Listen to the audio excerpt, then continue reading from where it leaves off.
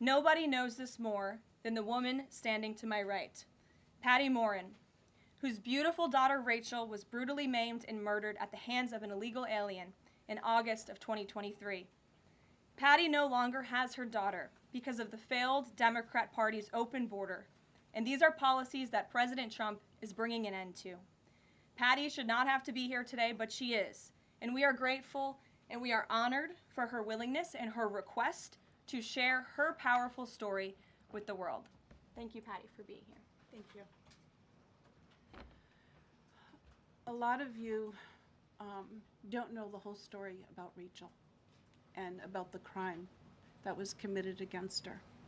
Even us, her family, we didn't know all the details.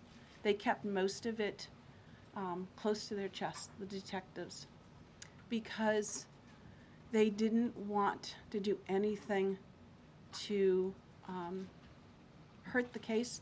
They wanted to keep the integrity of the case, so they kept everything close. I sat for the last 2 weeks in her trial, and we saw layer upon layer upon layer of evidence against the accused, an illegal immigrant from El Salvador.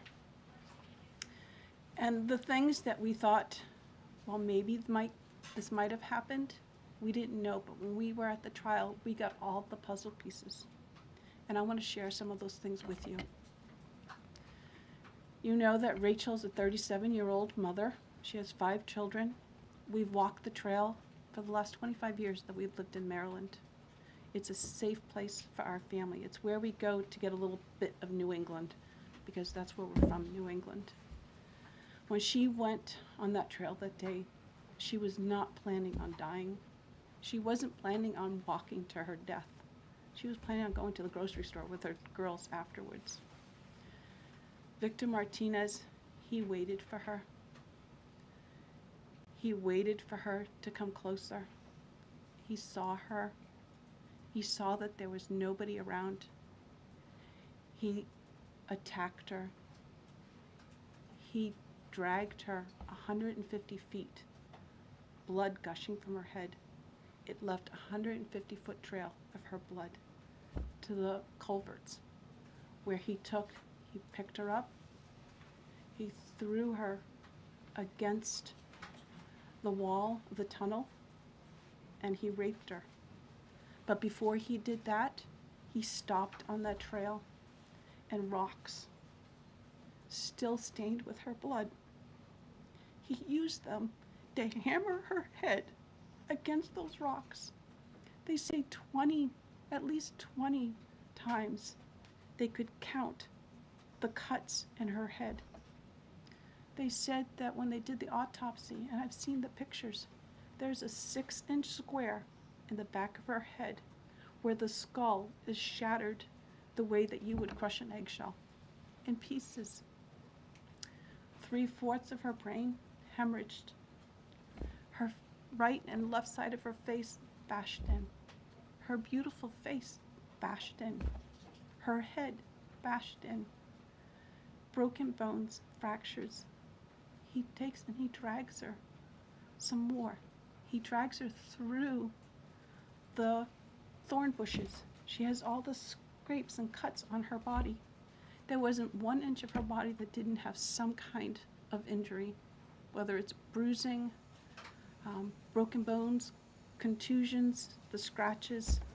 She had a fractured rib, fractured nose, fractured skull. And then he takes her into the tunnel and he picks her up. He throws her against the wall. Blood is gushing from her head. Her hair is soaked in blood.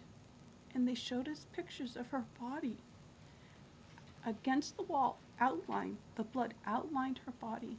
And you could see where the blood ran down around her as he was raping her. And then he threw her down and raped her some more. And then he strangled her because he didn't want her to be able to live to tell the story. They said that when they did the autopsy on her neck, that one of the things they do is they open up the neck and they look to see how far the injury is. And it went all the way down as far as an injury is possible, hemorrhaging in the muscles, because of how strong and violent the group was around her. These are the kind of people that have no compulsion. Like, to them, this is nothing. And when he was sitting in the courtroom, he actually looked like he thought he was going to be set free. There was no remorse on his face at all. This person took my daughter so violently and so gruesomely and so graphically that they sealed the pictures, because I don't want my granddaughters to see these pictures.